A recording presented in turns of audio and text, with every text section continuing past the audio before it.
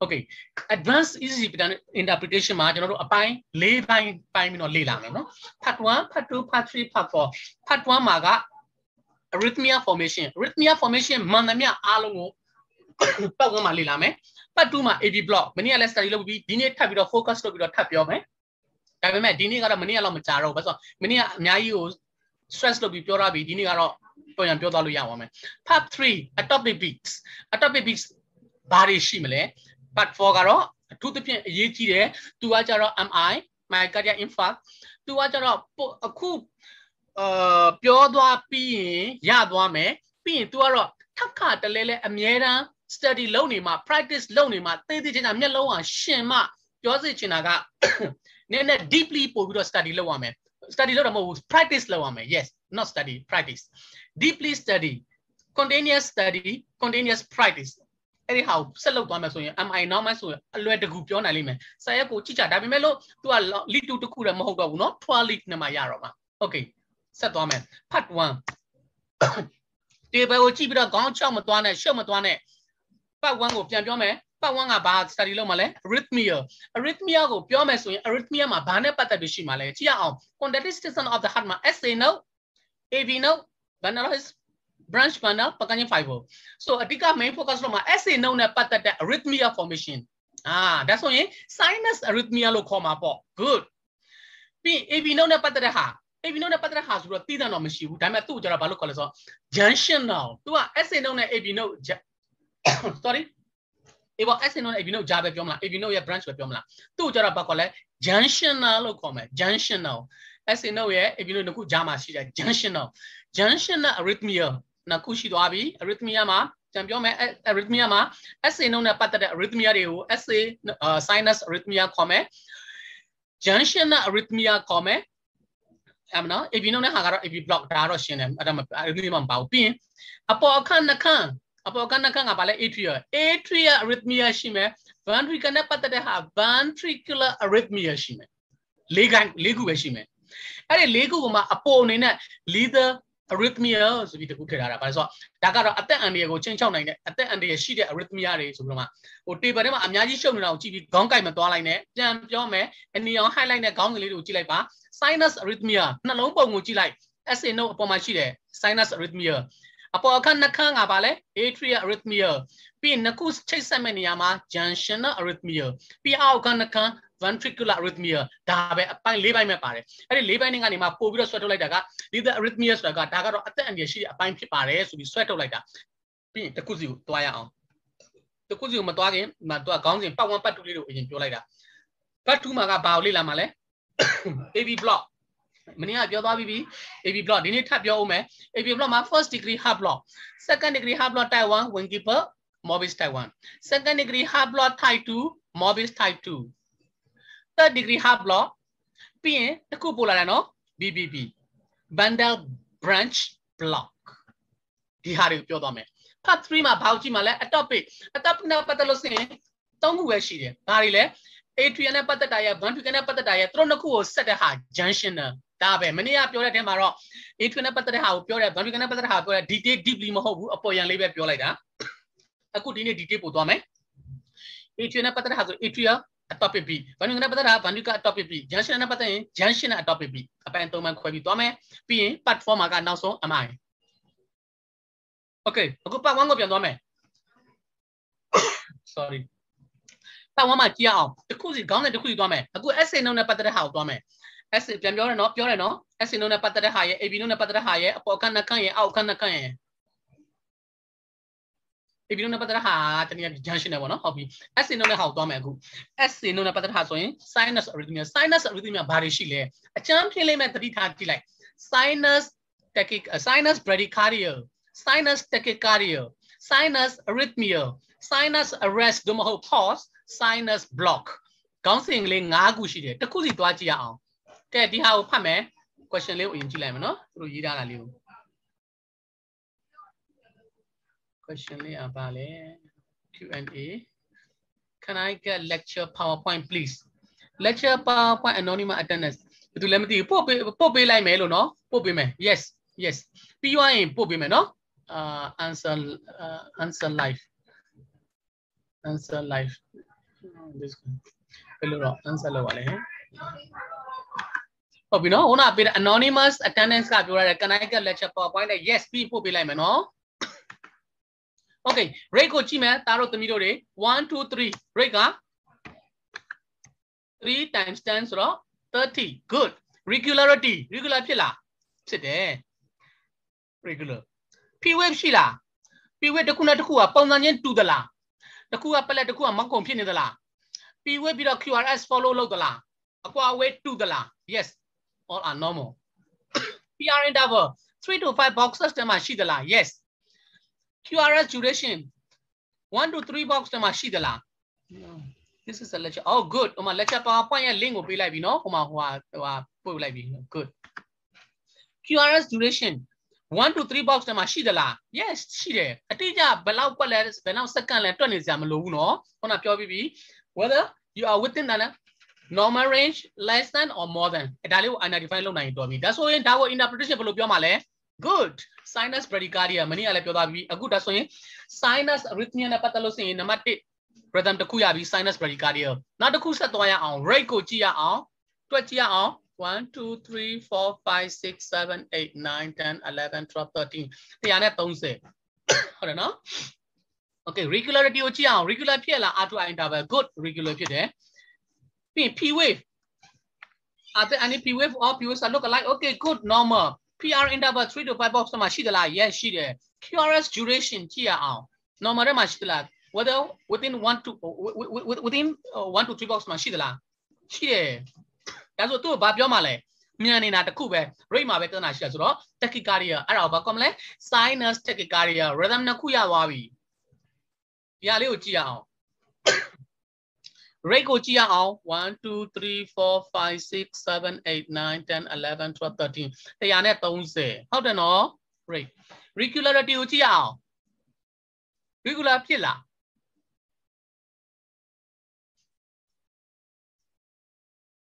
ရိုးလေးပဲနော် irregular ပဲပြောတာ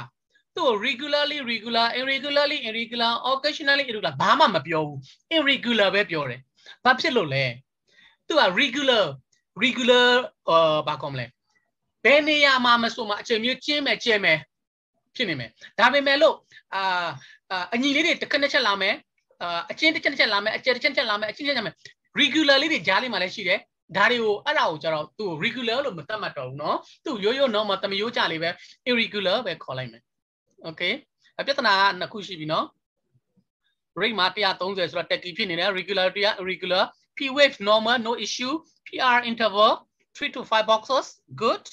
QRS duration whether within in 1 to 3 boxes yes that's what သူ့ဘာလို့ပြောမှာလဲ P wave followed by QRS followed by T wave 3 wave 3ခုလုံးလည်းရှိနေတယ် irregular ဖြစ်နေတယ် rate တွေကမြန်နေတယ်အဲ့ဒါကို sinus arrhythmia ဆိုပြီးရိုးပဲခေါ်မှာအခုဟာပြောတာက sinus arrhythmia ရဲ့အောက်ကနေစကားပြောနေတာအခုပြောတဲ့ခေါင်းစဉ်တွေက sinus arrhythmia ဆိုတာဒါကိုခေါ်တယ်ခေါင်းထဲမှာထည့်ထားမယ်နောက်တစ်ခုဆက်သွားမယ် rate 1 2 3 4 5 6 60 good regularity ပထမအကွက်ဒုတိယအကွက် first နဲ့ second R to R ကြည့်လိုက် second နဲ့ third အကြား third နဲ့ fourth အကြားတူတဲ့ကောင်ရှိလားတူတဲ့ကောင်ဆိုလို့ last မရှိဘူးတကွက်မှမတူဟုတ်တယ်နော် regularly irregular ဘာဖြစ်လဲ तू က diagnose တတ်တာပြီးလုံးဝ तू ကယောဂရှိနေပြီသားနော်ပြောချင်တာကဒီထက်မှာက problem arrhythmia ရှိနေပြီသား question တစ်ခုကြည့်လိုက်အောင်မနော်ပြောရင်းနဲ့ isn't that premenstrually 3 ခဏ3ရတဲ့ number 3ရတဲ့ premenstrually လားတဲ့ premenstrually မဟုတ်ဘူးနော် premenstrually ကိုအဓိကပြောချင်တာမဟုတ် premenstrually ဆိုရင်အဓိကအပြည့် main focus လုပ်ချင်တာက P wave က tall P ဖြစ်နေမှာနော်အခုကတော့အဓိက arrhythmia formation ကိုအဓိကပြောချင်တာဟို ECG wave ကိုကျွန်တော်ယူတာမှားကောင်းမှားလိမ့်မယ်အဓိကကျွန်တော် focus လုပ်ချင်တာပြောချင်တာကsinus arrhythmia ကိုပြောချင်တာနော်ပြီးရင် Q&A ကိုဆက်သွားကြမယ်နော် regularly irregular ဟုတ်ပြီနောက်တစ်ခု P wave ကိုကြည့်ရအောင် P wave P QI အားလုံးရှိတယ် normal absence absent ဆိုတာကလုံးဝ drop ပုံစံမျိုးဖြစ်သွားပြီเนาะအလယ်မှာကဒီမှာက P ရော QRS ပေါ်တစ်စုံလုံးသူ့နေရာတစ်ခုလုံးပျောက်သွားတဲ့အနေအထားမှာရှိတယ်အဲ့ဒါကြောင့်မလို့ normal ကနေ absent ဖြစ်သွားတယ်အဲ့လိုပြောတာ normal သို့မဟုတ် absent PR interval normal ပဲသူလည်းပဲ3 to 5 ပေါက်ဟုတ်ရလား normal to prolong မ normal ဘူး normal to prolong normal တဲ့မှာလည်းရှိချင်းရှိမယ် prolong လည်းဖြစ်ချင်းဖြစ်မယ်ပြောချင်တာကဒီကောင်ကအလုပ်သေးချာလက်မောင်းကြောတင်းအောင်အလုပ်မလုပ်ဘူးလှုပ်လိုက်ပြင်းလိုက်နားလိုက်နဲ့ဒီကောင်ကြောင်းခိုးနေတာလက်မောင်းကြောတင်းအောင်အလုပ်မလုပ်ဘူးတိတိကျကျအလုပ်မလုပ်ဘူးနားလိုက်အိတ်လိုက်နားလိုက်နဲ့ဒီကောင်လုပ်နေတာနားချင်တဲ့အချိန်မှာနားတယ်လှုပ်ချင်တဲ့အချိန်ထလုပ်တဲ့ကောင်ဒီကောင် QRS duration no problem normal အဲ့ဒါကိုကျွန်တော်တို့ဘာလို့ခေါ်မလဲ sinus arrest သို့မဟုတ် sinus pause ကုန်ထမ်းခိုင်းတယ်ကုန်ထမ်းတယ်ထမ်းရင်နဲ့ဒီကောင်ကြောင်းခိုးတယ်သူများတစ်ခေါက်နှစ်ခေါက်ရှိပြီဒီကောင်ကခြေလမ်းကိုကြဲလှမ်းလိုက်ခြေလမ်းကိုစိတ်လေးလှမ်းလိုက်နားလိုက်ဒီလိုလုပ်ပြီးသွားနေတာသူ့ရဲ့ pacing သူ့ရဲ့ regularity ကပုံမှန်မဟုတ်ဘူးအဲ့လိုလုပ်တာ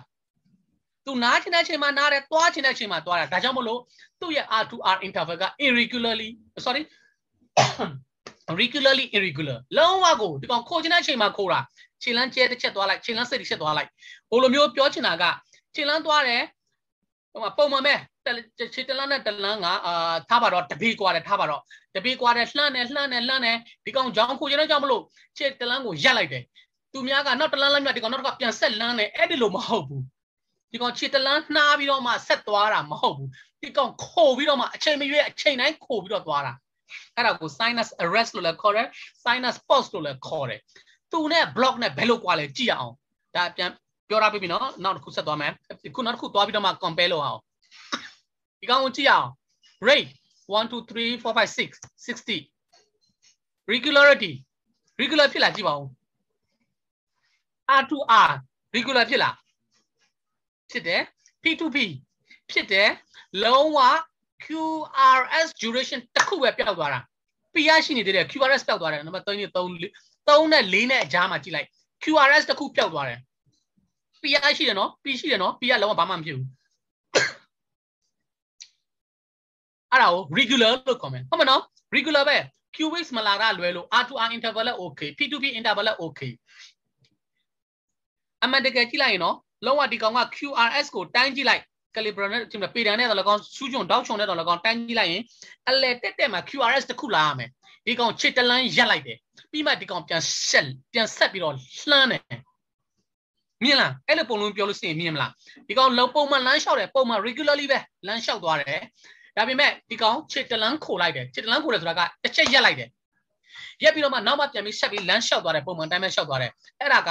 ပိတ်ဆို့ခံလိုက်ရတာ block လို့ခေါ်မယ်သူဘယ်လိုတွက်မယ်နောက်တော့ပြောမယ် P wave normal QRS normal ဒီမှာတစ်ခုပျောက်သွားတာကိုပြောတာ drop ဖြစ်သွားတာတစ်ခုနော် QRS duration normal အဲ့ဒါကိုဘာခေါ်မလဲ sinus block လို့ခေါ်မယ်ဒါဆိုသားတို့သမီးတို့ပြန်စဉ်းစားကြည့်အောင် sinus arrest သို့မဟုတ် sinus pause တစ်ခု sinus block ကတစ်ခု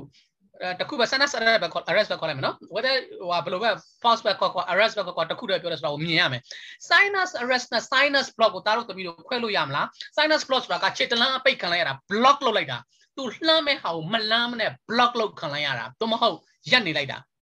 နောက်မှဆက်လမ်းသွားတယ်ပုံမှန်ပဲ everything is regular on a sinus arrest တော့အချိန်မရွေးခိုးနေတာလုံးဝကိုဒီကောင်က irregular ဖြစ်နေတာ regularly irregular လုံးဝကိုဒီကောင်ခြေလမ်းထဲမှာခြေလမ်းကျဲရင်ကျဲမယ်စိတ်ချင်းစိတ်မယ်ထိတ်တဲ့နေရာမှာကားကျင်လို့ကားစုကျင်လို့ကျူမယ် sinus block ကတော့လုံးဝတိတိကျကျပဲ QRS တစ်ခုပျောက်သွားတယ်သို့မဟုတ် QRS နှစ်ခုအပိတ်ခံလိုက်ရမယ်ဒါကတစ်ခုပဲအပိတ်ခံရတာအဲ့ဒါဆိုဘယ်လိုတွက်မှာလဲကြည့်အောင်ဒီမှာများလေးပြရတာမြင်ရမယ်လို့တော့ထင်ပါတယ် block မဖြစ်ခင်အနေအထားမှာရှိတဲ့ P to P interval ကို A လို့ရေးထားတယ် block ဖြစ်သွားတဲ့နေရာမှာရှိတဲ့ P to P interval ကို B လို့ရေးထားတယ် B by A အကွာအဝေးအဲ့ဒီ block အကွာအဝေးကို B by A block ဖြစ်သွားတဲ့ P to P interval ကို block မဖြစ်ခင် P to P interval နဲ့စလိုက်တဲ့အခါမှာပြတ်သွားရမယ်အကျွင်းမရှိရဘူးပြတ်ရမယ် whether you are obtaining 2 3 4 5 6ဘယ်ဟာပဲရပြတ်ရမယ်နေ့တသမ1နေ့တသမ5နေ့တသမ3မရှိရဘူးဒါဆိုရင်အတိအကျအဲ့ဒါကို block လို့ခေါ်တယ်သူ formula အရပြောမယ်ဆိုရင် sinus block က block ဖြစ်တဲ့ P2P အကွာအဝေးကို block မဖြစ်ခင်မှာရှိတဲ့ P2P အကွာအဝေးနဲ့စားတဲ့အခါမှာအကျွင်းမရှိရဘူးအဲ့ဒါဆို sinus block လို့ခေါ်မယ်ဟုတ်မနော်ပြီးသွားပြီ arrhythmia formation ကိုပြန်ပြီးတော့ warm up လုပ်လို့ဆိုရင် sinus bradycardia မြင်နေနော် sinus tachycardia sinus arrhythmia sinus arrest သို့မဟုတ် sinus pause နောက်တစ်ခုက sinus block okay ဒါ sinus နဲ့ပတ်သက်ပြီးသွားပြီအခု atrial နဲ့ပတ်သက်တာကိုလာမယ် arrhythmia atrial arrhythmia ကြည့်အောင် atrial arrhythmia မှာဘာတွေရှိမလဲကြည့်အောင်ဒါလေးတစ်ခုကြည့်အောင် rate 1 2 3 4 5 6 7 8 9 10 11နော်မာ70တို့ကျက်လို့ပြော130လို့ပဲပြောပြီးပါလေ question တွေကိုရေးလိုက်ပြီးတော့ပြီးတော့ကျမပဲဖြေချက်ရအောင်နော် okay ဆက်သွားလိုက်မယ် regularity မမိတယ်မနေ့ကပြောတာ regular to regular ဒီတစ်ဖက်မှာလည်း regular ဖြစ်တယ်တစ်ဖက်မှာလည်း regular ဖြစ်တယ် regular to regular change ဖြစ်သွားတယ်ဒါပေမဲ့ P wave ကဘာဖြစ်သွားလဲပထမဆုံးအပိုင်းမှာရှိတယ်ဒုတိယအပိုင်းမှာ loss ဖြစ်သွားပြီမရှိတော့ဘူး normal to none P wave drop ဖြစ်သွားပြီ speed up and P wave drop PR interval ပထမအပိုင်းမှာ normal ဒုတိယအပိုင်းမှာပြုတ်သွားပြီမရှိတော့ဘူး QRS duration no issue normal အဲ့ဒါကိုဘာလို့ခေါ်လဲမှတ်မိလား SVT မနေ့ကပြောတယ် PSVT ပဲဖြစ်ဖြစ် SVT ပဲဖြစ်ဖြစ် SVT စဉ်းစားကြအောင်အရှိကောက်ပါလဲ SVT က supraventricular tachycardia supra ဆိုတာကအပေါ် ventricular ဆိုတာကအောက်ခံပြောတာ supraventricular tachycardia ဆိုတာတနည်းအားဖြင့် atrial tachycardia ကိုပြောတာအတူတူပဲဒါပေမဲ့ကျွန်တော်တို့အများအားခေါ်လေခေါ်တာしたက SVT ခေါ်တဲ့အတွက်ကြောင့်မလို့ပြောစစ်ချင်တာက atrial tachycardia ပဲပြော supraventricular tachycardia ပဲပြော proximal supraventricular tachycardia ပဲပြောတစ်ခုတည်းကိုပြောတယ်ဆိုတာသိရမယ် okay နောက်တစ်ခုဆက်သွားရအောင် atrial နဲ့ပတ်သက်တဲ့ဟာနော်အခုအပေါ်အခန်းနှစ်ခန်းနဲ့ပတ်သက်တဲ့ arrhythmia တွေကိုတွားနေတယ် rate ကိုပြောမယ်1 2 3 4 5 6 7 8 9 10 100 regularity လုံးဝ totally မှတ်မိရနော် okay irregularly irregular လုံးဝ normal မရှိတာတစ်ခုလေးမှမရှိတာ P wave ရှိတယ်ပလက်ရှိတယ်မောက်ခွန်ရှိတယ်မရှိဘူးအဲ့ဒါကို none လို့သတ်မှတ်မယ် PR interval none မရှိဘူးဆိုမှတော့ဘယ်လိုဆက်တိုင်းမှာတော့ QRS duration no issue within 1 to 3 box yes အဲ့ဒါကိုဘာလို့ခေါ်လဲ AF fibrillation atrial fibrillation ဆက်သွားမယ်နောက်တစ်ခုဟိုက P wave မရှိဘူးအခုက P wave များတယ်မှတ်မိတယ်နော် okay good 1 2 3 4 5 6 7 90 regularity regular lower regular okay P wave instead of no P wave now is more P wave ဟိုမှာ P wave မရှိဘူးဒီမှာက more P wave ဒါပေမဲ့သူ P wave လို့မခေါ်ဘူး flutter wave လို့ခေါ်တယ် short wave လို့ခေါ်တယ်လွှတ်သွားပုံစံဟုတ်တယ်နော် okay flutter wave လို့ပြောမယ်ဒါပေမဲ့ကိုယ့်ရဲ့ခေါင်းထဲမှာ concept ထဲမှာ capture လုပ်ရမှာက more P wave ခေါင်းထဲမှာတွင်းထားရမှာက more P wave ဟိုမှာက no P wave တင်ကူက more P wave okay PR interval none ဟုတ်ပြီ QRS duration no problem အဲ့ဒါကိုဘာခေါ်မလဲ A flutter atrial flutter လို့ခေါ်မယ် good ပြီးသွားပြန်ပြီပြန်ပြောမယ်အပေါ်ခဏပတ်သက်တဲ့ပြဿနာ၃ခုရှိတယ်ဘာတွေလဲ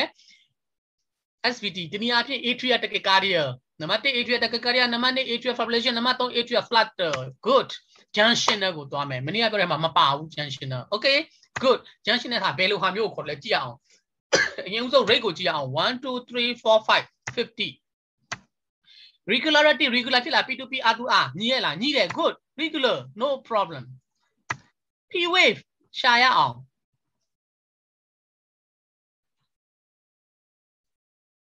ရလားအခုရှိတဲ့ဟာက P wave မဟုတ်ဘူးเนาะအဲ့ဒီဟာကအဲ့ဒါက T wave T wave ကြီး P wave မဟုတ်ဘူး P wave ဘယ်ကိုရောက်နေလဲကြည့်ရအောင်ပြောမယ်ပြီးရင် P wave ကိုခဏချန်နာမယ် PR interval မရှိဘူးဘာလို့ဆို P wave မရှိမှတော့ P wave ရှာလို့မရမှတော့ PR interval ကတိုင်းတာစရာကိုမလိုဘူး P wave ကိုပြီးရင်ဆက်ပြောမယ် P wave ကလေပေါ်နေတဲ့နေရာ3နေရာရှိတယ် QRS မတိုင်ခင်မှာတစ်ချက်ပေါ်မယ် QRS အလယ်ထဲမှာပုံးနေတာလည်းဖြစ်နိုင်တယ် QRS ပြီးသွားတဲ့အခါမှာ inverted ဖြစ်တာလည်းဖြစ်နိုင်တယ်3နေရာပြန်ပြောမယ် P wave ကဘယ်နေရာမှာရောက်နေလဲအခု P wave ကိုရှာလို့မရဘူးဖြစ်နေတာ P wave ကတကယ်တမ်းကရှိတယ်ဘယ်မှာရှိလဲ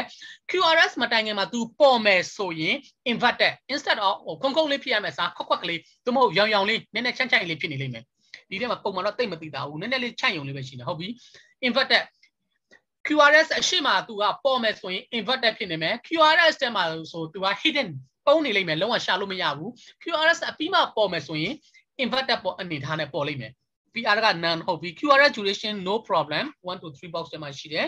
အဲ့ဒါကိုကျွန်တော်တို့ဘာခေါ်လဲဆိုရင် junctional rhythm လို့ခေါ်တယ် P wave ရဲ့အနေအထား၃ခုရှိတဲ့ဟာကိုပြထားတယ် P wave အနေအထား၃ခုမှာဘာတွေတွေ့နိုင်လဲ inverted sorry inverted before QRS during QRS မှာ hidden ဖြစ်နေမယ် inverted after QRS ရမယ်ထင်ပါတယ်ဆက်သွားမယ် junctional rhythm ရပြီနော် sorry junctional arrhythmia လား just ဟုတ်ပြီဒါ junctional rhythm နောက်တစ်ခုဆက်သွားမယ် rate 1 2 3 4 5 6 7 8 80ဟုတ်ပါဘူး1 2 3 4 5 6 7 7 sorry နော်ညလုံးကလည်းရှိတာဘယ်လိုပြောလဲ80တနည်းအားဖြင့်60နဲ့100အကြားမှာရှိမယ် regularity regular ဖြစ်လား regular ဖြစ်တယ် P wave ခုနအတိုင်းပဲ P wave ကအခုကြည့်လိုက်ခွက်လေးတော့၎င်းပျောက်နေရင်တော့၎င်းအနောက်မှာပေါ်မယ်ဆိုရင်ခွက်လေးတော့၎င်းပေါ်လိမ့်မယ်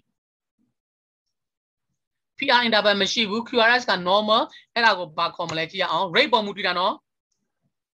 accelerated junctional rhythm junctional rhythm rate ကဘယ်လောက်ရှိလဲ 50 less than 60တနည်းအားဖြင့်40 to 60ပြန်မှာပဲရှိရမယ်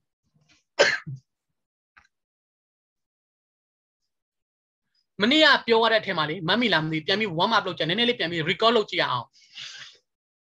intransit rate SA note က10မိနစ်ကိုအချိန်ဘယ်လောက်ခုန်နေလဲဆိုအားရှိတာလဲ60 to 100 60 to 100ကြားမှာရှိတဲ့ heartbeat ကိုဘာလို့ခေါ်လဲ sinus rhythm လို့ခေါ်တယ်60တဲ့အောက်ကိုရောက်တာကိုဘာလို့ခေါ်လဲ sinus brady 100တဲ့အပေါ်ဆိုရင် sinus tachy ဒါက SA note ကိုပြောတာ AB note ကြတော့ရောမမီလာမနေ့က intransit rate 40 to 60 good အဲ့ဒီအခု AB note နဲ့ပတ်သက်တဲ့ပြဿနာကိုပြောနေတာလေခုန SA note ပြောပြီးသားပြီအခု AB note နဲ့ပတ်သက်တဲ့ပြဿနာကို junctional rhythm လို့ခေါ်မယ် junctional rhythm က AB note က10မိနစ်ကိုဘယ်လောက်ပဲသူ့ရဲ့ normal ကဘယ်လောက်ပဲရှိလဲ AB note နော် AB note ကသူ့ရဲ့10မိနစ် normal contraction လုပ်နေတဲ့ intransit rate ကဘယ်လောက်ရှိလဲ40 to 60အဲ့ဒါကို junctional rhythm လို့ခေါ်တယ် normal ပဲအဲ့ဒါ normal ပဲဟုတ်တယ်နော် junctional rhythm normal ပဲ40 to 60ဆိုရင်ဒါ junctional rhythm 60 to 100ဆို accelerated ဖြစ်သွားမယ်ကြည့်ရအောင်အဲ့ဒါလို့ပြန်ပြီးတော့မှ recall လုပ်ပေးတာနော်အခုဆိုရင်40 to 60က normal ထဲမှာ junctional rhythm အခုက60 to 100အကြားမှာကျန်တာကကြည့်ရအောင် P wave ကတော့ခုနပြောတဲ့အတိုင်းပဲ P wave အနေထား3ခုမှာပေါ်နိုင်တယ် junction ထဲမှာသူကနော်ပျောက်အပြီးမရှိတာမဟုတ်ဘူးနော်သူကရှိရတာနဲ့ inverted ဖြစ်မယ်သို့မဟုတ် hidden ဖြစ်နေမယ်အခုအကယ်၍ rate ကခုန40 to 60ဆို junctional rhythm 60 to 100ဆို accelerated လို့ခေါ်မယ် accelerated GR okay good ဒါဆိုရင်100 over ဆိုရင်ရော1 2 3 4 5 6 7 8 9 10 11 12 13 14 15 150ဟုတ်တယ်နော်100နဲ့အထက်ဘယ်လိုခေါ်မှာလဲကြည့်အောင် regularity regular P wave ကတော့အခြေအနေ3ရက်မှာပေါ်မယ် PR interval ကမရှိဘူး QRS က normal အဲ့ဒါကိုဘာခေါ်မလဲ junctional tachycardia လို့ခေါ်မယ်ပြန်ပြောမယ် JR နဲ့ပတ်သက်ရင် JR ဘယ်ထဲမှာပဲရှိရမှာလဲပြဿနာအခြေအနေနှစ်ခုမှာပဲ definition ဖွင့်မယ်နံပါတ်1ချက်က rate အနေနဲ့40 to 60ထဲမှာဆိုရင် JR ဒါပေမဲ့ JR လို့ပြောခွင့်ရတဲ့အတွက်သူကဘာလဲ P wave က hidden ဖြစ်နေရမယ်သို့မဟုတ် inverted ဖြစ်နေရမယ်ဒါပဲ40 to 60အကယ်၍ 60 to 100ဆိုရင် accelerated JR 100နဲ့အထက်ဆိုရင် junctional tachycardia yes ပြီးသွားပြီ ventricular ကိုသွားမယ် ventricular arrhythmia တွေကိုသွားမယ် ventricular arrhythmia နဲ့ပတ်သက်ရင် ventricular arrhythmia ကိုမပြောခင်မှာ SA note ကသူရဲ့ intransit rate က60 to 100 AB note ရဲ့ intransit rate က40 to 60 good even ventricular cells မှာဒီပင်လင်း intransit rate ဘယ်လောက်ရှိလို့ပြောတာလဲ20 to 40လို့ပြောရတယ်မနေ့ကမမိလားမသိဘူး20 to 40 or 20 to 25လို့လည်းဆိုကြတယ်ဒါပေမဲ့မှတ်ထားမှာ20 to 40 40 to 60 60 to 100ဒီလိုမှတ်ထားမယ်ကောင်းတယ်မှာ20 to 40ကဘယ်သူရဲ့ rate ventricular cell အခု ventricle ကိုပြောနေပြီ20 to 40ကြားမှာရှိရင်သူ့ဘာလို့ခေါ်မလဲ ventricular rhythm ပေါ့ဟုတ်ဘူးလား sinus rhythm ဆို SA note ကြတော့ AB note ကြတော့ sorry AB note ကြတော့ junctional rhythm လို့ပြောတယ်အခု ventricle ကိုပြောမယ်ဆိုရင် ventricle ရဲ့ sign intrinsic rate ကဘယ်လောက်ရှိလဲ20 to 40ဒါဆို rate က20 to 40ကြားမှာဆိုရင်သူဘာလို့ခေါ်မလဲ ventricular rhythm လို့ခေါ်မှာပေါ့ okay rate ကိုရင်ကြည့်လိုက်ရအောင် rate 1 2 3 30 regularity regular I don't know no problem no P wave ရှိလားမရှိဘူး no P wave PR interval none QRS duration widen of course more than 3 boxes more than 3 boxes အဲ့ဒါကိုဘာလို့ခေါ်မလဲအခုကလုံးဝ ventricular rhythm တစ်ခုပဲရှိနော် ventricular မှာ ventricular purely လုံးဝ SA note တို့ sorry လုံးဝ P wave တို့ T wave တို့ပါမလာဘူးလုံးဝ ventricular rhythm တစ်ခုပဲရှိတယ် TTG ventricular rhythm တစ်ခုပဲရှိတဲ့ဟာကိုကိုယ်ပိုင်လို့ခေါ်မယ်ကိုယ်ပိုင်ဆိုတာကို IDO ventricular rhythm IDO ဆိုတာက possess တနည်းအားဖြင့် personal own ဒါငါရဲ့ကိုယ်ပိုင်ပစ္စည်း ventricular ကိုယ်ပိုင်ပစ္စည်း ventricular ရဲ့ကိုယ်ပိုင် intrinsic rate အဲ့ဒါကိုဘာခေါ်လဲ IVR လို့ခေါ်မယ် IDO ventricular rhythm ရမယ်နော်ဆက်သွားမယ်နောက်တစ်ခု rate ကိုကြည့်အောင်1 2 3 4 5 6 7 8 8ဆို80ပေါ့ဒါဆိုအခုန20 to 40ဆိုရင် IVR အခုဆိုရင်20 to 40 42နောက်တစ်ခုလာမယ်100 40 to 100အခုဒီကောင်ဆိုရင်80ပေါ့နော်ဟုတ်ပြီ rate regularity regular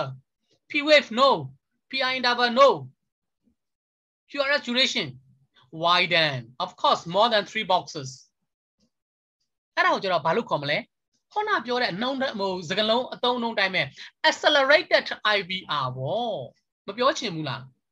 ဟုတ်မယ်နော်20 to 40အကြသူကကိုပိုင်20 to 40ကိုပိုင် intrinsic rate အကြမသူ IVR လို့ခေါ်တယ် ideal ventricular rate အခုကျတော့40 to 100ကို accelerated လို့ခေါ်မယ်ဟုတ်မယ်နော်ဟုတ်ပြီဒါဆိုနောက်တစ်ခုဆက်ဖက်အောင်100နဲ့ကျော်ရင်ဘာလို့ခေါ်မလဲဒီပုံတိုင်းပဲ no P wave ventricular ကလည်း widen ဖြစ်ပြီးတော့မှ100နဲ့ကျော်သွားမှာဆိုဘာခေါ်မလဲသိသွားပြီမနေ့ကမြင်ဘူးတဲ့ဒီပုံ rate တွက်ကြည့်လိုက်1 2 3 4 5 6 7 8 9 10မှာတွက်ကြည့်လိုက်ဘလား110ခုဟုတ်ပြီ more than 100 regularity regular P wave မရှိဘူး VR interval မရှိဘူး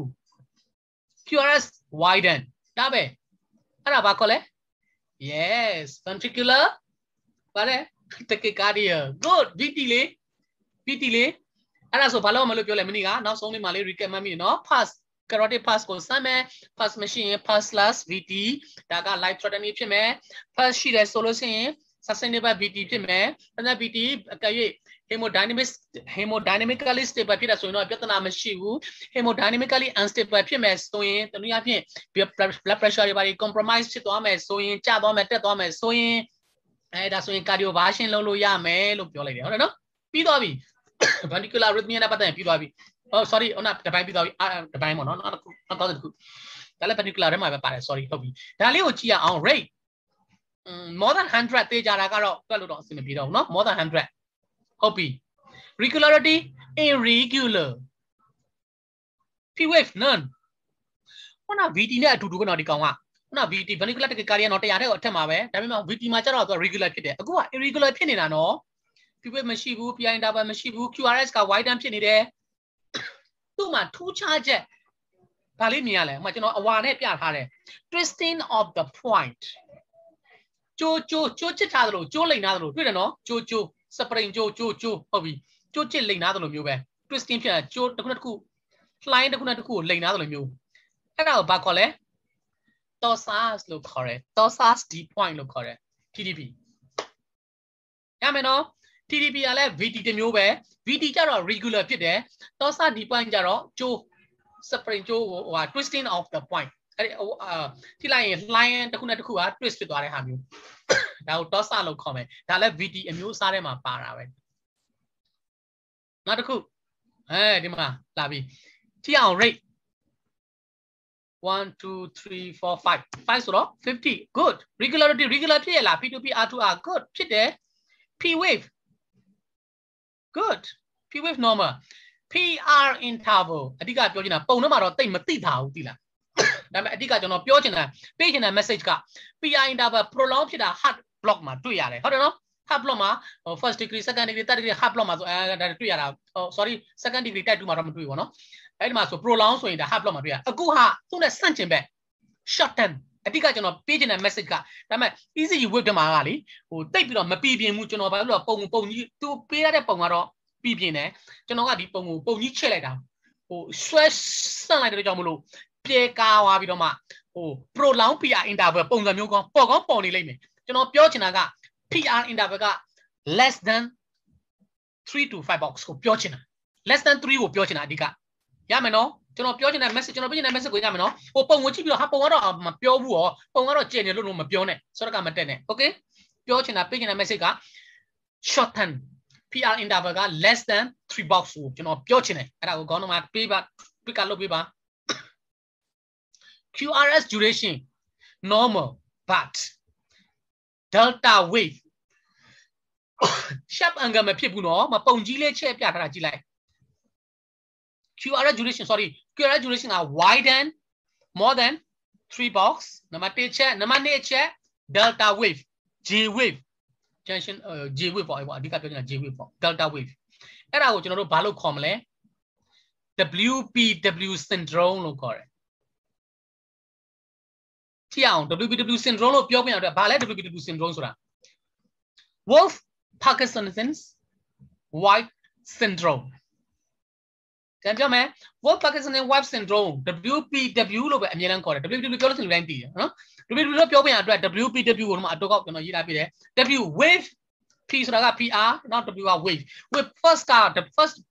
first W ကဘာလဲ J shape wave delta wave ကိုပြောချင်တာအဲ့ဒါပါရမယ်နံပါတ်1နံပါတ်2 PR interval က short term ဖြစ်ရမယ်နံပါတ်3 QRS က widen ဖြစ်ရမယ်ပြန်ပြောမယ်နံပါတ် wave က delta wave ပေါ်ရမယ်ဒီနေရာဖြစ် Osborn wave မှတ်မိလားမသိဘူး S ဟိုခွေးကိုအေးခဲရေခဲနဲ့အုံမှုတော့မှအေးချမ်းတဲ့အခါမှာ acidosis ဖြစ်သွားတယ် delta wave ပေါ်လာတဲ့ Dr. Osborn ကတွေ့ရှိထားတယ်လို့မနေ့ကပြောထားတယ်အဲ့ဒါ delta wave yes အဲ့ဒါကိုပြောချင်တာ delta wave ပေါ်မယ် PR interval က short term ဖြစ်မယ်ပြီးရင် QRS duration က widen ဖြစ်မယ်ဆိုရင်အဲ့ဒါကို WPW syndrome လို့ခေါ်တယ်အဲ့ဒါလည်း arrhythmia တစ်ခုပဲပြီးသွားပြီ arrhythmia ပတ်သက်လို့အခုကနောက်ထပ် lethal arrhythmia ဆိုတော့ခုနပါတဲ့အထက်မှာလည်းပါကောင်းပါမယ်မပိုင်လည်းမပါဘူးသူတို့ကအန်ဒီရရှိတဲ့ဟာတွေပေါ့နော်အသက်အန်ဒီရကိုစွန့်ရတဲ့ lethal arrhythmia မှာဘာတွေထိတာလဲ shock ရိုက်တဲ့ဟာတွေတိတာပြီးသား shock ရိုက်တာတို့ CPR လုပ်တဲ့ဟာတို့တနည်းအားဖြင့် ACLS BCLS မှာပါတဲ့ဟာတွေ BCLS မှာတော့မပါဘူး sorry ACLS မှာပါတဲ့ဟာတွေပေါ့နော် okay ဒီဟာကိုကြည့်အောင် break ပြောလို့ရသေးလားမရတော့ဘူး break ကိုတွက်လို့မရတော့ဘူး break ဖမ်းလို့မမိတော့ဘူး pass မရှိတော့ဘူး regularity irregular nothing P wave none QRS ဘာမှမရှိတော့ဘူးနော် PR interval တွက်လို့မရတော့ဘူး QRS duration widen bizarre none တိတာပြီးသားနော်မနေ့ကဘာကြီးလဲတိုင်းရ ventricular fibrillation VT ကတော့ရှိ wave form ရှိရလीနော် VT မှာ first stand နဲ့ first ရှိတာနဲ့မရှိတာနဲ့ဒါက VF ventricular fibrillation ဘာလို့ရမှာ shock ရရမှာ good life threatening rhythm နဲ့မှာနံပါတ်1ချက် VF shockable rhythm number 2ကြည့်အောင်ခုနဒါတိတာပြီးသား VT ဒါတို့နဲ့တန်းနဲ့ပြောနိုင်ပြီ ventricular tachycardia 100ကျော်နေပြီဒါပေမဲ့သူ့ရဲ့ထူးခြားချက်ကအောင်မှာကျွန်တော်အစိမ်းရောင်လေးနဲ့ရေးထားပေးတယ် absent pulse ပြောချင်တာက pulseless VT ကိုပြောချင်နေတာဟုတ်တယ်နော် regularity က regular ဖြစ်တယ် P wave မရှိဘူး PR interval မရှိဘူး QRS က widen ဖြစ်နေမယ်ဒါကိုဘာလို့ခေါ်မလဲ pulseless VT pulseless VT တွေ့ရင်ဘာလို့ရမလဲ confirm ဖြစ်သွားပြီနော် first လို့ပြောပြီးသွားပြီ first VT တွေ့ဘာလို့မလဲ shockable rhythm ဒါ shock ရရမယ်နောက်တစ်ခုဟောဒါတော့သိပြီးသွားပြီ systole cardiac stand stay နောက်တစ်ခုသွားမယ် rhythm နောက်တစ်ခု rate no problem regularity no issue rhythm regularity okay P wave normal QRS duration normal PR interval normalဒါပေမဲ့ကျွန်တော်ပေးချင်တဲ့ message ကအောက်မှာရေးထားတယ် the rhythm is detected on monitor but pulse is absent အကောင်လုံး easy ကြည့်လိုက်ရင်တော့ normal ပဲအကောင်ဘာ issue မှမရှိဘူး pulse ကိုစမ်းကြည့်တဲ့အခါကျတော့ pulse မရှိဘူးလူနာက unconscious ဖြစ်နေပြီ no response အဲ့ဒါကို PEA လို့ခေါ်တယ် pulseless electrical activity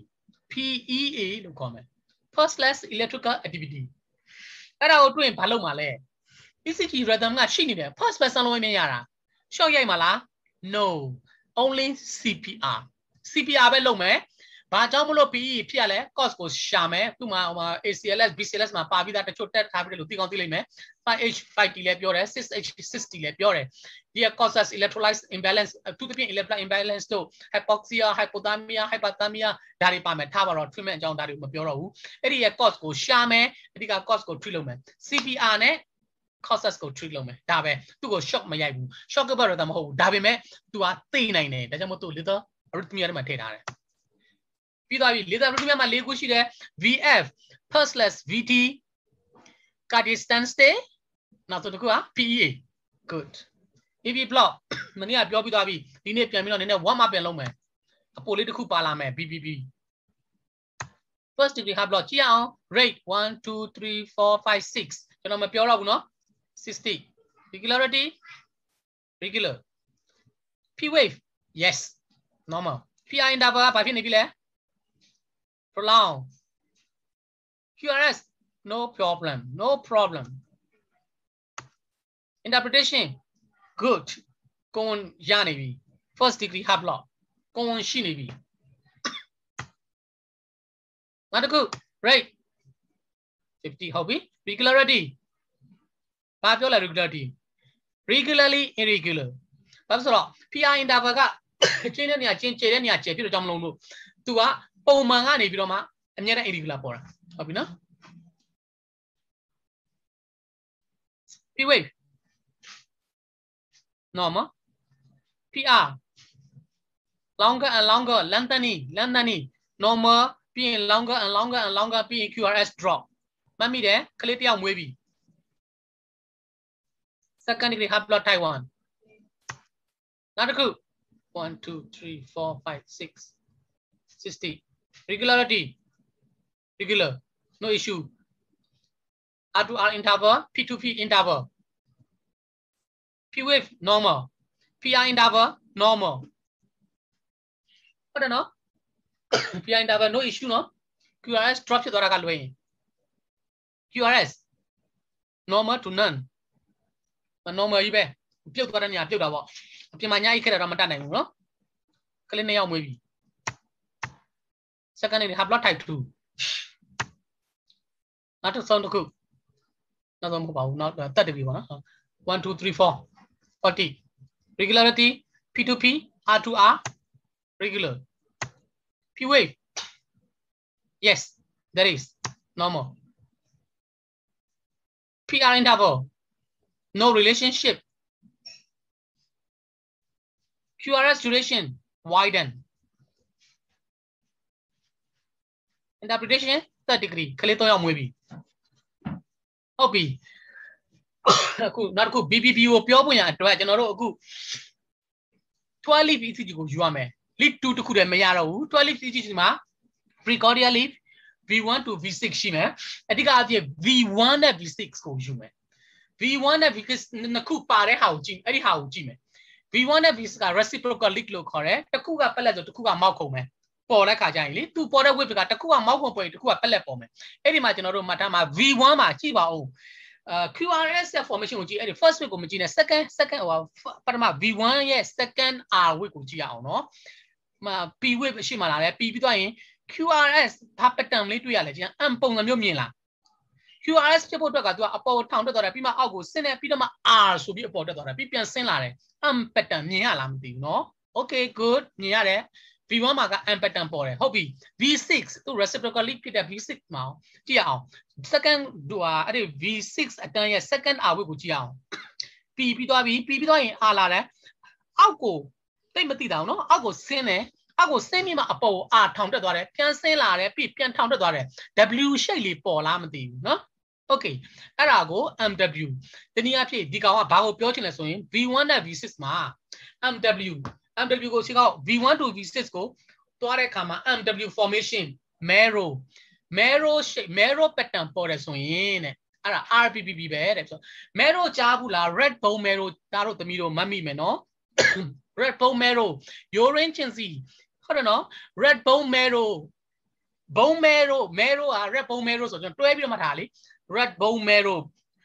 hemocytoblast လို့ခေါ်တဲ့ stem cell တွေထုတ်ပြီးတာလေ erythropoietin hormone တွေထွက်တယ် erythropoietic cells တွေထုတ်ပြီးတယ်အဲ့ဒီကနေမှ stem cell လေ okay ပြောချင်တာက marrow pattern က marrow ကိုတွေ့တာနဲ့ဒါက red bone marrow ဆိုတာတတ်မှတ်ထားမယ် red bone marrow ဆိုရင်ဒါ right side sorry right side bundle block တနည်းအားဖြင့် right branch bundle block ပြောပါလဲစကားရှာလိုက်နေနော် okay ကြည့်အောင် step by step rate 40 regularity regular p wave no problem pr ကြည့်အောင် prolong ဘာလို့ဆိုသူကheart rate ကနေနေပြီလေပြောချင်တာကနော်ဟို heart block နဲ့ပုံစံ heart block ရဲ့အထဲမှာပဲသူက bundle block ဖြစ်တဲ့အတွက်ကြောင့်မလို့တေးကြတာက p နဲ့ qrs ရဲ့ဆက်ဆံရေးကျဲနေလိမ့်မယ်ဒါကြောင့်မလို့ wave heart rate ကနေနေလိမ့်မယ်နော် heart rate ကနေနေမယ် prolong PR ဖြစ်မယ်ဆိုတာဒါကတန်းကနေမြင်ရတယ်သိတာတယ် QRS duration widen ဖြစ်နေမယ် pattern အနေနဲ့ပြောမှဆိုရင် marrow pattern မှတ်ထားမယ် marrow ဆိုရင် red bone marrow အဲ့ဒါကို RBBB လို့ခေါ်မယ် right bundle branch block ရမယ်နော်နောက်တစ်ခုသွားရအောင်အခုကြတော့ဘာ pattern ကြီးလဲ William W နဲ့စမယ် M နဲ့ဆုံးမယ် William တစ်ခုကညာဆိုရင်တော့တစ်ခုကဘယ်ပေါ့အတိကအပြင် red bone marrow ကမှတ်ထား R marrow red bone marrow ကိုမှတ်ထားလို့ရပြီဆိုရင် RBBB ရပြီဆို LBB က L ကျတော့ William ပေါ့ဟိုဘက်မှာကဗာလဲ marrow ဒီဘက်မှာက William ပေါ့ William shape V1 to V6 ကိုကြည့်လိုက်မယ်ကျန်တဲ့ဟာ pattern အကုန်လုံးအတူတူပဲ rate 40 regularity regular P wave no problem PR interval prolong ဖြစ်မယ် QRS duration ကပစား widen ဖြစ်မယ်တနည်းအားဖြင့် M pattern မှာပေါ်နေဦးမယ် QRS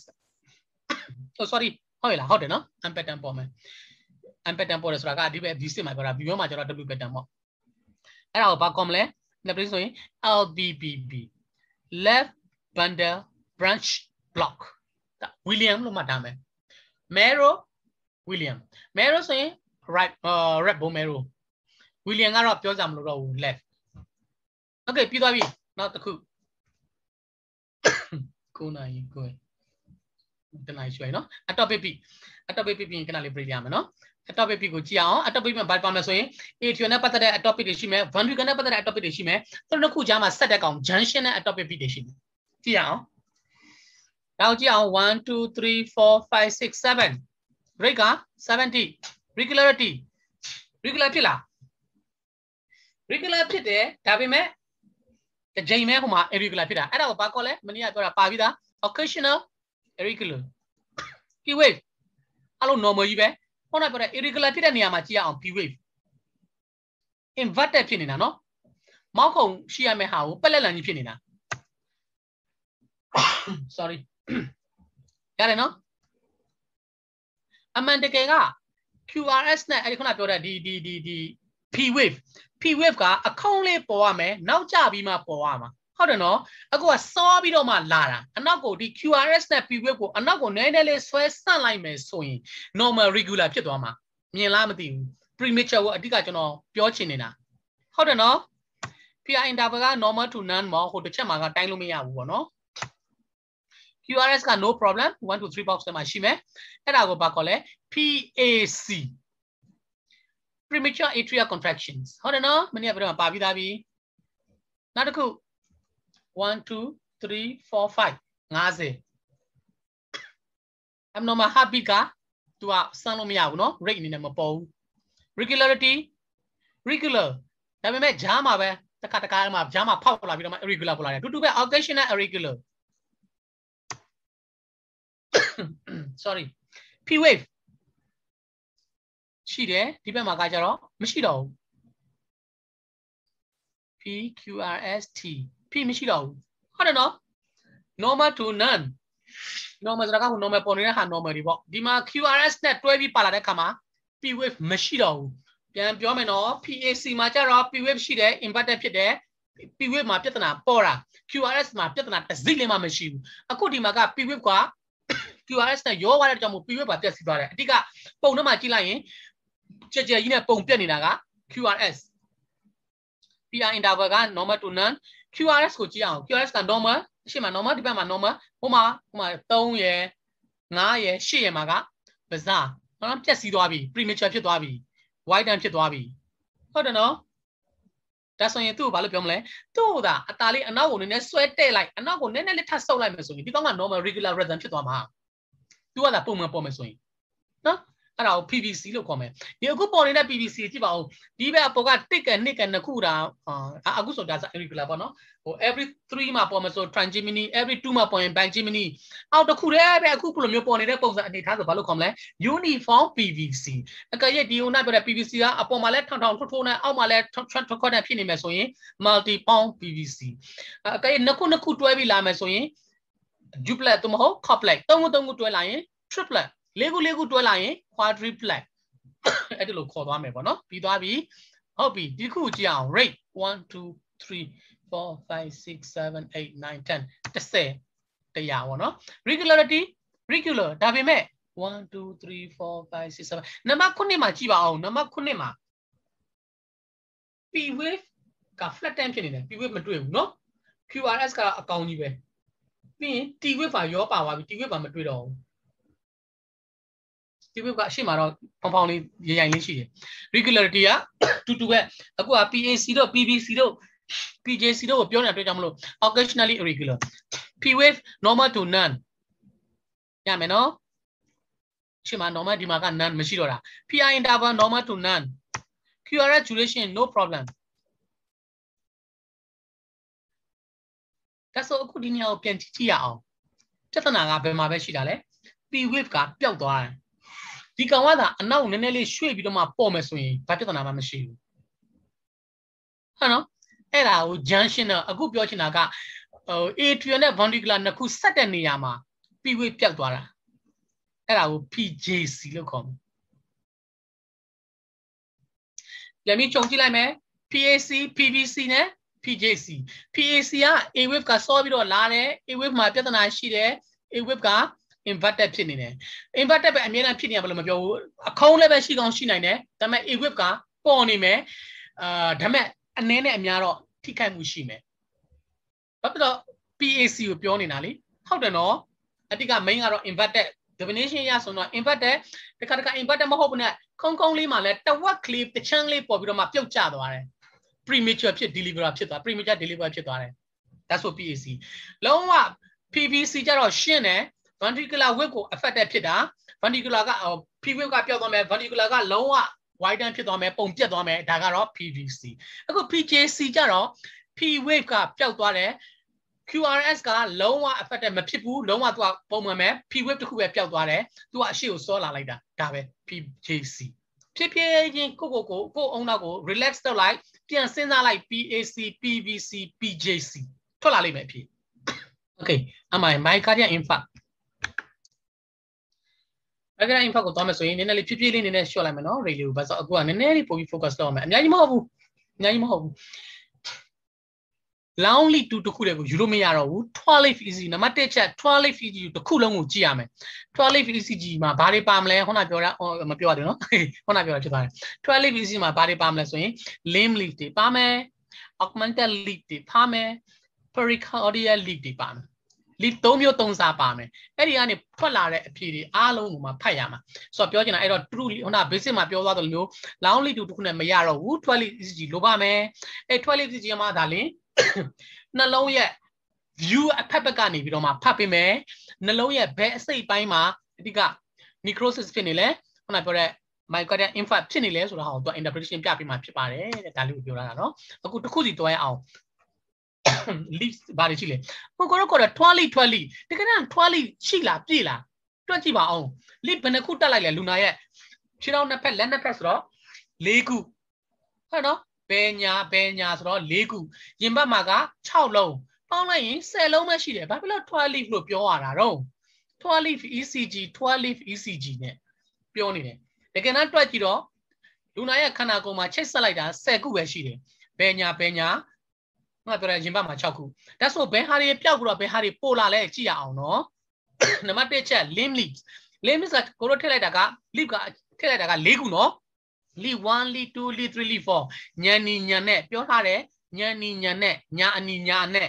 ညာဘက်လက်ကနေစမယ်ညာအနီညာဘက်6လောက်ကအနဲ့အဲ့ဒီမှာထပ်ပြီးတော့ထပ်ပြပြောမှာ leaf 1 leaf 2ကဘယ်ဘက် leaf 3 leaf 4အဲ့ဒီမှာ leaf 4ကဘာမှလဲညာဘက်အောက်ကိုသွားတဲ့ဟာသူက ground leaf လို့ခေါ်တယ်အကျိုးပေါ့ gas တက်ကြိုးမှာဆိုရင်အဖိုးရဲ့အမရဲ့ကဘာမြေကြီးတဲ့ကိုဆင်းသွားတဲ့အကျိုးရဲ့လို့ခေါ်တယ်အဲဒီကောင်ကလည်းအကျိုးပဲဒါပေမဲ့ easy ဆွဲတဲ့အခါမှာတော့သူ့ကိုထည့်ပေးရတယ်ဒီကနေ့သူ့နဲ့ပတ်သက်တဲ့ wave ကတော့ပေါ်မလာဘူးသူ့အကျိုးအနေနဲ့ပဲသုံးတာဒါကြောင့်မလို့ limb leaves မှာ3ခုရှိတယ်4ခုလို့မပြောတော့ဘူးเนาะအခုက advance ဖြစ်သွားပြီเนาะဟို e-pay နဲ့ပြောလို့မရတော့မနေ့ကနေဒါဆိုရင်တော့ limb leaf က4ခုပဲပြောမှာအခုဆိုရင်အခုကနဲ့စပြီးတော့ advance ဖြစ်သွားပြီ limb leaf က3ခုပဲရှိတယ်1 2 3 1ကဘယ်မှာလဲ right side ညာဘက်ချမ်းညာဘက်ပခုံး leaf 2ဘယ်ဘက် sorry leaf 3အောက်ဘက်ရပြီတစ်ခုမှာနောက်တစ်ခုသွားမယ် 3 augmented leaf 3 augmented leaf ကဘာကိုပြောတာလဲဆိုတော့ခုနကပြောတဲ့ leaf 1 leaf 2 leaf 3တီးပြီညာဘက်က main နံပါတ်1ကညာဘက်ပခုံးညာဘက်အဲ့ဒါ main ပဲနံပါတ်1သူကစမယ်သူက AVR အရှေ့ကောက်ကိုအရင်ကြည့်အောင်အရှေ့ကောက်ကဘာလဲ AVR Aက augmented V က vector ကျွန်တော်တို့ vector နဲ့ scalar မှတ်မိတယ်နော်မြားဟိုပမာဏ magnitude and direction direction okay သိပြီ vector good augmented vector right ညာဘက်ကဟုတ်မနော် AVL augmented vector left AVF augmented vector foot ခြေထောက်အဲ့ဒါကဘယ်ကလာလဲဆိုတော့ဟိုက lead 1 2 3ကိုထည့်လိုက်တယ်ထည့်တဲ့အခါမှာသူတို့ lead တွေအကြားကိုတွားတဲ့ wave form ပေါ်လာတယ်အဲ့ဒါကို identify ဘယ်လိုလုပ်လဲအဲ့ဒါကိုဘာလို့ခေါ်လဲ augmented lead လို့ခေါ်တယ် augmented lead လို့ခေါ်တယ်အဲ့မှာနာမည်အနေနဲ့ဆိုရင် AVR AVL AVF အမြဲတမ်းကျွန်တော်တို့မှတ်ရမှာက AVR ကဘယ်မှာရှိလဲညာဘက်ကလာနော်မြားထိတ်ကိုပဲသူက vector ပြတော့မြားထိတ်မှာပဲယူမယ်သူ့နာမည်ကိုရင်းရင် AVR ကဘယ်မှာလဲမြားထိတ်သွားတဲ့ဇီကိုပဲယူမယ် AVL ဘယ်မှာသွားလဲမြားထိတ်သွားတဲ့ဇီကိုပဲ AVF ဘယ်မှာလဲအောက်မှာဒါဆိုရင် AVR လို့သာခေါ်တယ်သူ့ကိုရင်းရင်ဘယ်မှာရေးမလဲဘယ်ဘက်အချမ်းမှာရေးမယ်သဘောပေါက်လားမသိဘူးလာမယ်နောက်ကျရှင်းပြမယ်ဆက်သွားမယ် AVR ကအဲ့ဒီမှာနောက်မှကြာရင်ပြောလိုက်မယ်ဘယ်မှာရှိတယ်ဆိုတာ location ကိုပြောလိုက်မယ်ပြီးရင် cis pericardial leaf ဒါကတော့ရှင်းတယ်မနေ့ကလည်းပြောပြီးပြီအဲ့ဒီ leaf 6ခုကိုဘယ်မှာတက်တာလဲleft and right four intercostal space near the sternum ဒီမှာက V1 နဲ့ V2 ရှိမယ်ပြီးရင် V4 ကိုဘယ်မှာထားလဲ four intercostal space mid clavicle line ဒီမှာထားမယ်3ကိုကျတော့2နဲ့3အလဲမှာပြီးရင်6ကိုထားမယ်6က mid axillary line မှာရှိမယ် four intercostal space မှာရှိမယ်5ကကျတော့4နဲ့6နဲ့အလဲပြည့်မှာရှိမယ် okay ဒါရှင်းတယ် okay တစ်ခုစီကို location ကိုပြန်ကြည့်ရအောင် limb leaves lead 1 lead 2 lead 3တွေ့လားမသိဘူး lead 1မြားနဲ့သွားမယ် lead 1ညာဘက်ကနေစတယ်နော်ညာဘက်ကနေစမယ်1 2 3ချိတ်လိုက်တဲ့တွေအားလုံးကညာဘက်ကမြားဦးသွားတဲ့ဘက်ကိုသွားမယ်ခုန sorry ကျွန်တော်ပြောတာမှားပါတယ်နော်မှားပြင် augmented leaf ကပြီး R က R right left က left ပဲ sorry 1 2 3ကိုပြောမှာ1 2 3မြားရဲ့ဦးမြားသွားတဲ့ဘက်ကိုသွားမယ် V1 sorry lead 1တွေ့လားမြားဖင်ကလာတယ်မြားကောင်းဘက်မှာအဲ့တော့ तू က1ကဘယ်မှာရှိမှာလဲဘယ်ဘက်မှာပခုံးမှာမှတ်ထားမယ်2 3အောက်မှာမှတ်မိမလားပြန်ပြောမယ် lead 1 2 3ကိုချိတ်လိုက်တဲ့အခါမှာညာဘက်ပခုံးဘယ်ဘက်ပခုံးနောက်ကခြေထောက်မှာဘယ်ညာနှစ်ခု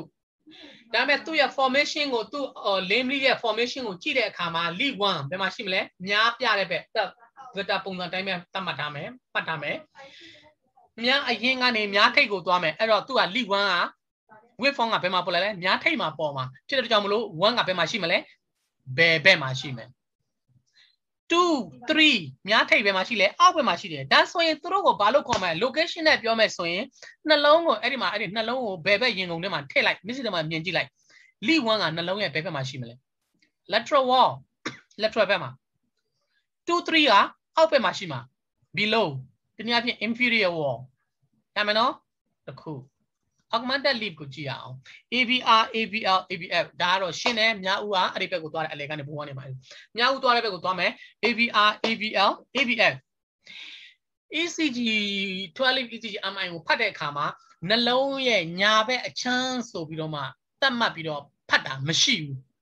Okay အဲ့ဒါကြောင့်မလို့ ABR ကိုကိုတို့ ignore လုပ်လိုက်မယ်သူ့ကိုလုံးဝဖြတ်လိုက်မယ်ဖယ်လိုက်တော့မယ်သူ့ကိုမမှတ်တော့ဘူး Okay နော် so ABR ဆိုရင်ဒါ right မှာရှိမယ် ABL left မှာရှိမယ် ABF အောက်ဘက်မှာရှိမယ်ဒါဆို ABR ဆိုရင် left ရှင်းနေတာပဲနှလုံးရဲ့ lateral ဘက်မှာရှိမယ် lateral wall ABF below inferior wall inferior မှာရှိမယ် location နဲ့ပြန်ပြောတာနော်ဆက်သွားမယ် pericardial leaf 6ခု V1 to V6 V1 နဲ့ V2 septum နှလုံးရဲ့ septum left right နှစ်ခုကို final atriovenicular septum အဲ့ဒီမှာရှိမယ်အဲ့ဒီရဲ့ကိုညွှန်းပြတယ်အဲ့ဒီရဲ့ width ကိုပေါ်စေတယ် 3 နဲ့ 4 anterior wall အရှိဘက်နှလုံးရဲ့အရှိဘက် 5 နဲ့ 6 lateral wall မြင်လားသားတို့သမီးတို့ပြန်ပြောမယ်နော် limb lead 1 2 3 1မြင်လား1ဘယ်မှာရှိလဲ lateral 2 3ဘယ်မှာလဲအောက်ဘက်မှာ inferior good augmented lead ABR ABR ABR ညာဘက်မှာမရှိဘူးနှလုံးမှာနှလုံးရဲ့ညာဘက်အချမ်းဆိုပြီးတော့တတ်မှတ်ပြီးတော့ MI ကိုဖတ်တာမရှိဘူးအဲ့ဒါကြောင့်မလို့ဖယ်လိုက်တယ် ABL of course ABL left မှာရှိတယ် lateral မှာ ABF below inferior မြင်တယ်နော်အခု V1 to V6 မှာ1နဲ့2ကဘာကိုကိုစားပြုလဲ septum ကိုကိုစားပြုမယ်3နဲ့4က anterior wall အရှိဘက်အချမ်းကိုကိုစားပြုမယ်5နဲ့6က lateral wall ကိုကိုစားပြုမယ်ဒါဆိုအဲ့ဒါအားလုံးမှာနှလုံးနော်ဟုတ်ပြီနမူနာလေးကြည့်လိုက်ရအောင် family is a good view the anterior portions anterior portion ဒါကိုပြောမှာ inferior portion အောက်ဘက်ဒီနေရာကိုပြောမှာ post lateral ဒီနေရာကိုပြောမှာဒါဆိုရင်အဲ့ဒီ location တွေကိုခေါင်းထဲမှာထည့်ထားမယ်ပြီးရင်ဆက်ကြည့်မယ် MI ကို diagnose လုပ်တဲ့အခါမှာအဓိကအဖြစ် ST elevation ကိုကြည့်တယ်တဲ့ ST မြင်လားမသိပုံတော့မှာ ST segment အဲ့ဒီ ST ကဘယ်လောက်အတိုင်းအတာအထိကိုမြင့်နေရမှာလဲ12 lead မှာ lead 2မှာအနည်းဆုံး1 2ကြည့်လိုက် lead 2မှာဘယ်လောက်လဲ elevation or ST segment greater than one small box တကွက်တဒုံone small 0အပေါ်နဲ့တော့မှဆိုရင်1 mm ပေါ့ဟုတ်နော်1 mm အမြင့်နဲ့အထက်ကိုရောက်နေမယ်ဆိုရင်အဲ့ဒါကို MI လို့ diagnose လုပ်လို့ရပါပြီရမယ်နော်အဲ့ဒီ ST elevation ကိုကြည့်တယ်ဆိုပေမဲ့ ST depression ကိုကြည့်ရတဲ့အခါလဲရှိတယ်ဒါပေမဲ့အခုလောလောဆယ် ST elevation လို့ပဲမှတ်ထားမယ်ပြီးမှဆက်ပြီးတော့မှဖြည့်ထည့်သွားမယ် add လုပ်သွားမယ်ဒီပုံကိုကြည့်ရအောင်ပုံထဲမှာ V1 V2 V3 V4 V5 V6 မြင့်တက်နေသလားကြည့်ပါအောင်ဘယ်မှာမြင့်နေလဲကြည့်ကြပါအောင်ဝိုင်းပြီးတော့မှ V2 V3 မြင့်နေလား V4 မြင့်နေတယ်နော်2 3 4 that's all 2 နဲ့3 V2 နဲ့3 4ဘယ်နေရာကိုကိုစားပြုလဲ V1 နဲ့ V2 ကြတော့ septum ကိုကိုစားပြုတယ် V3 နဲ့ V4 ကြတော့ sorry anterior leaf ကိုကိုစားပြုတယ်ဒါဆိုရင်ဘယ် wall မှာအဓိက MI ဖြစ်နေပြီလို့ပြောမလဲ3နဲ့4ကိုပြောမယ်ဆိုရင်တော့ anterior wall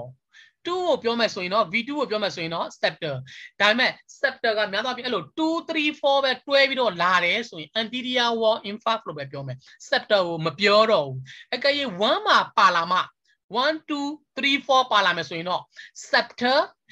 and anterior MI လို့ပြောမယ်ကဲ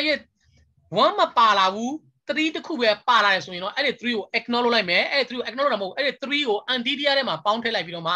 anterior MI လို့ပဲပြောမယ်V6 မှာလည်းပေါ်တယ်ဟုတ်တယ်ဟုတ်တယ် sorry တေချာကြည့်လိုက်ပြီနော် V5 V6 ဒါဆိုရင်ဘာပြောမလဲကြည့်ရအောင်အကုန်လုံးမှာကြည့်လိုက်ဒီဟာကိုပြောမယ်ဆိုရင်2ကိုကိုစားပြုမဲ့ဟာ septum 3 4ကိုကိုစားပြုမှာက anterior 5 6ကိုစားပြုမှာက lateral okay ဒါလေးနမူနာလေးဟုတ်ပြီအခု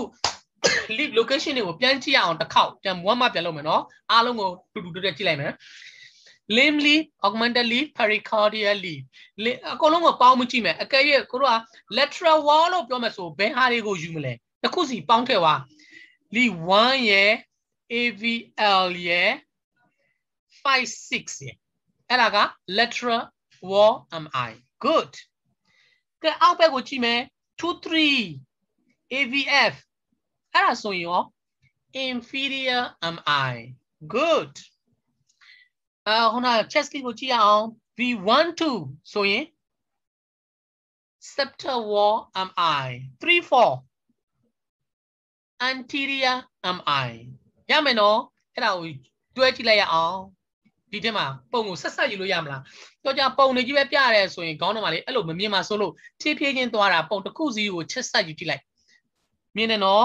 အဲ့ဒီမှာကိုတော့မပြောသွားဘူးဗာလဲ AVR အကြောင်းကိုလုံးဝမပြောသွားဘူးတွေ့လား AVR ညာဘက်ချမ်းမှာဆိုဘာမှသူ့ကိုပြောပြစရာမလိုဘူးသူ့မှာ wave form မပေါ်ဘူးရမယ်နော်ဆက်သွားမယ်အခု rhythm ကို analyze လုပ်တော့မယ်မှုံနေလားမသိဘူးဒါတော့သမီးတို့စီမှာအချိန်ပေးမယ်ဖြည်းဖြည်းလေးကြည့်လိ1ကနေစကြည့်လိုက်1ကိုကြည့်လိုက်1မှာဘာအမှတ်သားရှိလဲမရှိဘူး2ကိုကြည့်လိုက် elevate ဖြစ်နေလား ST yes 2မှာတော့တွေ့တယ်3တွေ့လားဖြည်းဖြည်းရင်ကြည့်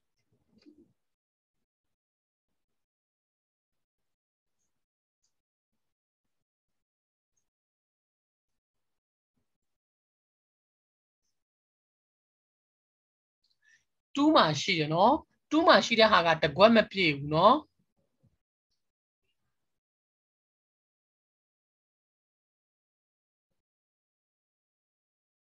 ဟုတ်ပြီဒါဆိုဘာပြောမလဲ3နဲ့4ဆိုရင် ST elevation မှာတွေ့လား3နဲ့4လို့ပြောတယ်နော် okay 3နဲ့4ဆိုရင်ဘာလို့ပြောမှာလဲ3 4ဆိုတာဘာကိုကိုစားပြုတာ anterior MI ရမယ်နော်နောက်တစ်ခု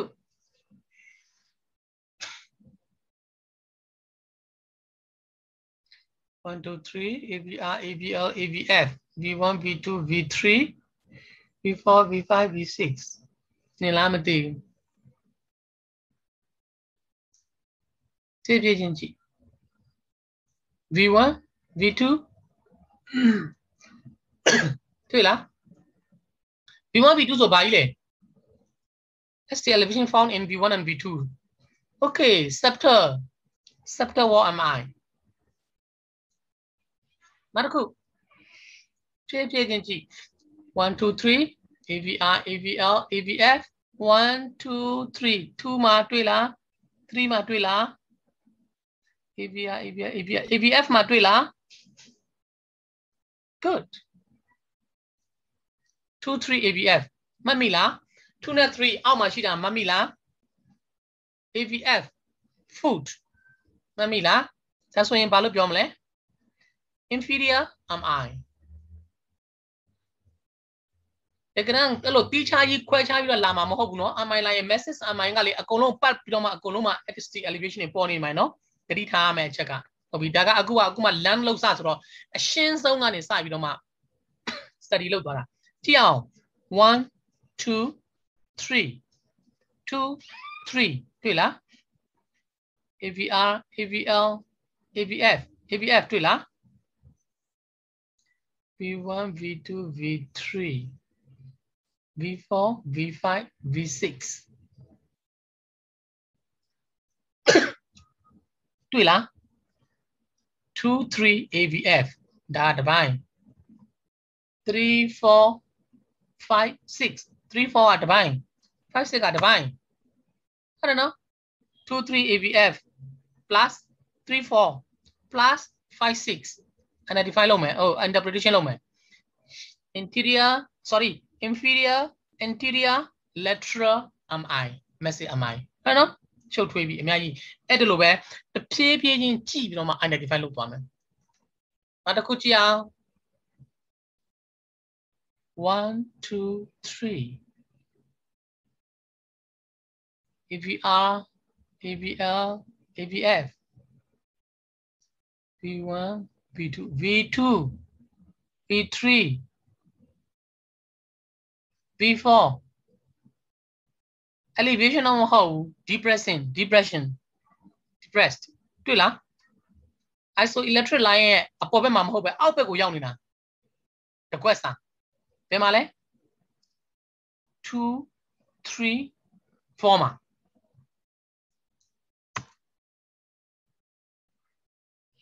Elevation of how no? Depression no? Hobby. Tia 3, 4 ma swing. 2 are up your 1, 2 up in para. September 3, 4 anterior 5, 6 lateral. Okay, so 3, 4 so balo pyo ma le. Anterior am I mo. Anterior am I look wrong ma le. ST depression. Elevation ma ho bu. Sanjin be pian yu me. ST elevation. Ko ST depression 3, 4 so yin tu ne sanjin mi pyo ma so yin ST elevation 3, 4 ne sanjin ma. ST depression ne sanjin na ST elevation 3, 4 anterior ne sanjin na posterior. Ada ko posterior am I no comment. V2 ကတော့ပြောတာပြတာ V2 က ignore လုပ်လိုက်မယ်။ဒါဆိုအတိက posterior MI ဆိုပြီးတော့ teacher ECG ဆွဲလို့မရဘူး။ဟုတ်တယ်နော်။အကယ် ECG ဆွဲမှဆိုအနောက်ဘက်ကဆွဲမှရမှာ။ဒါပေမဲ့လို့အခုဟာက 12 ECG ကိုအရှိကပဲဆွဲတဲ့ကြောင့်မလို့ posterior MI မှာဆိုရင် anterior ST elevation မှာအကယ်၍ depress ဖြစ်နေရင်အဲ့ဒါ posterior MI ပဲ။ရှင်းမဲ့ထင်ပါတယ်ဒါတော့သမီးတို့ဟုတ်မယ်နော်။သဘောပေါက်တယ်နော်။3 4အဲ့ဆို posterior အဲ့ဆိုရင်ခုနပြောမှဆိုရင် MI ရဲ့ location တွေကိုဒီမနေ့ပြန်ကြည့်လိုက်မယ်ဆိုရင်